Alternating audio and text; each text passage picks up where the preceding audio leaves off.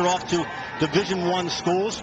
Ohio State's got the most with 12. Penn State's got 7 guys on these rosters. But there are 28 different schools represented in terms of college. Brian Hoyer gets to start at quarterback. Brian Hoyer is out of St. Ignatius High School. They've had a long history of not only state championship football teams, but outstanding quarterbacks. Many have played in this game. Right to the air on the first play and went in and out of the show. You take a look at the Ohio lineups. Again, Ted Ginn will see action on both sides of the ball. Great speed. Eric Hall, the big running back. And the offensive line, and this is where last year Ohio really had the advantage up front on both the offense and defensive line. We'll see how it balances out tonight. 2nd and 10. Pennsylvania jump. Let's see who the flag will go against. Nice use of the snap count, that time by the quarterback, Hoyer.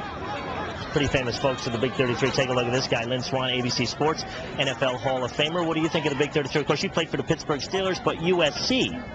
Oh, that's true. And out in California, I played in a similar high school all-star game. It was a Northern California All-Stars versus the Southern California All-Stars. And then we even went to a game in Hawaii and played against that team. So I know how much fun this game is and how exciting it can be for the players. And I see that you're on the sideline here watching this football game. I know you got a couple of kids that are at the nearby Hillary Duff concert. So they're obviously fans of that. Well, there's a little bit of everything for somebody at Hershey Park, like a big play. Number 2, this is the kind of effort coaches like to see guys scrambling, making something happen out of nothing, and hopefully that flag on the football field is not against the Ohio team.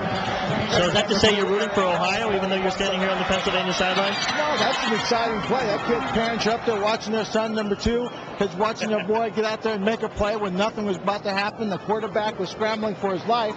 He gets the ball away and he makes a big play. Spoken like a guy who likes to make big plays himself. Well, you know, it's exciting. A lot of kids, a lot of pro players, when they play for highlights. They play for a lot of big moments. And that's a big highlight for that young man. Okay, Lynn Swann, thank you so much for being with us. We sure do appreciate it. See, when you have the sideline. I'll tell you what, this is a great job by Hoyer buying time. The pocket collapsed. He didn't panic. He bought some time, and as he was scrambling back, he was able to find Eric Hall. That was an outstanding play by the quarterback from St. Ignatius.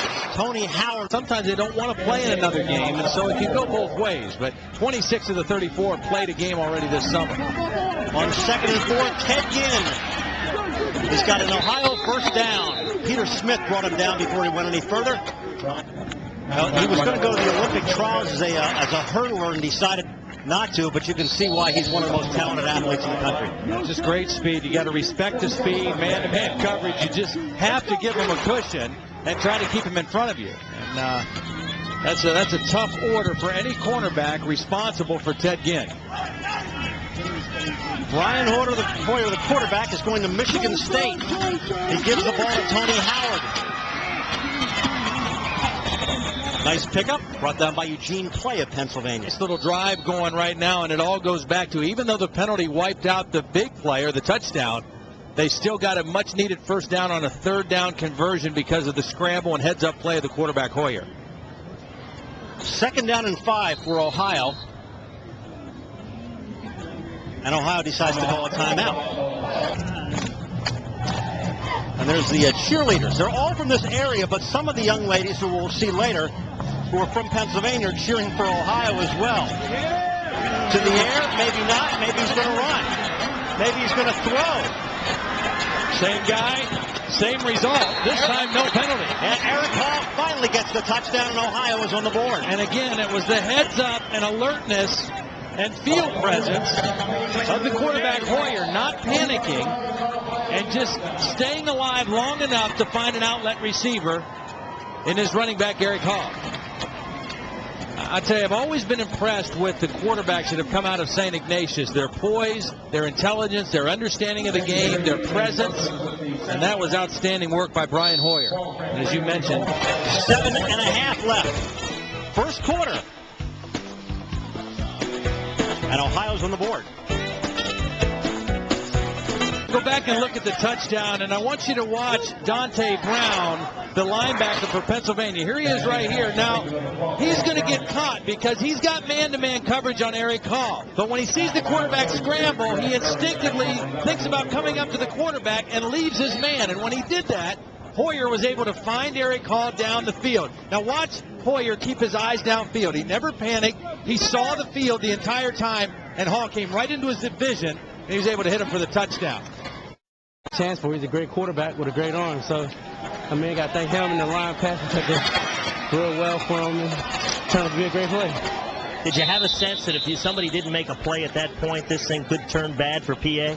No, I mean, I think somebody was set up. We're all also here. Well, Doug Pearson has the football back.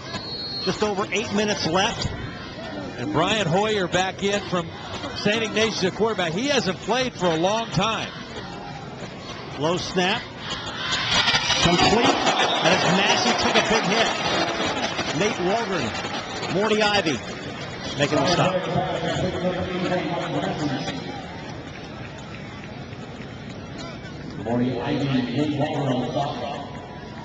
Now the clock is rolling. Ball now on the 27. See, the reason that blocked field goal was so big is because it stays a 2-point lead. So now, and there's some of the great names. Wow, nice throw there. Ted Ginn, first down.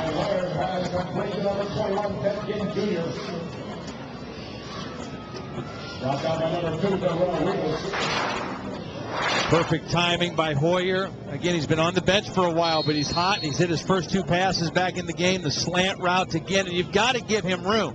I mean, you say, man, get up on him, Revis, but you can't get too far up on Teddy Ginn and playing man-to-man because he'll run right by you. I don't care how fast you're. 2nd and 6. Hoyer throws, complete to Nakamura. Again, see, that's the other thing. I made this point earlier about man-to-man. When you're out there on an island, not only do you have to cover and prevent yourself from getting beat down the field, but on the short throws, you've got to come up and make a sure tackle. And if you don't, you turn a 5-yard pass into a 15-yard gain. It's a deep outside throw, little hitch route. It's a 5-yard route, but one missed tackle, and now it's a 15-yard gain. Very difficult to play that play after play after play like these guys have to do. His first catch sets up another first down from the 31. Both teams with only 1 timeout remaining here in the ball game. Hoyer under some pressure. Eric Hall. Good defense. Here in the 4th quarter. Looking to make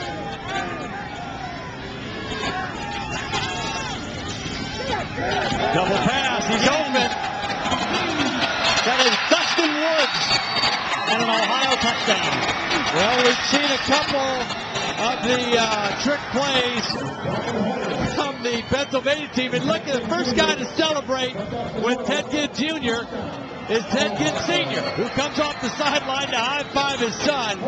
Beautiful throw on the halfback pass. And they caught the Pennsylvania team completely asleep on that one. To run the clock out. They don't convert.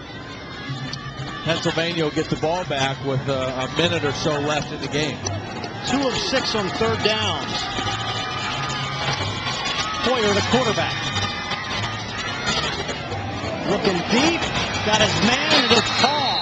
And again, it's man-to-man. You know, I mean, you have to play man-to-man, and so they got the first down conversion, and that's what they needed more than anything. They don't need to score again. But a nice job by Hoyer just waiting and finding. Boy, those 2 guys have connected for some big plays.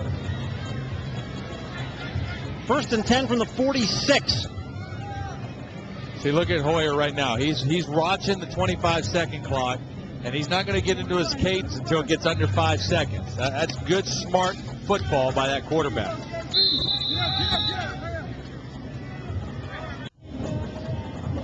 Play of the game, won it for Ohio. And it was a lot of fun to watch if you were an Ohio fan or just a football fan. Washington Mutual Home Loans play of the game. Well, it was a perfect time to call it. It was the halfback pass. A nice job by Teddy Ginn, first catching the ball and then quickly getting it out of his hand to Dustin Woods for the touchdown. Lateral, quick pass, caught the Pennsylvania defense off guard, and Woods with a big Ohio touchdown.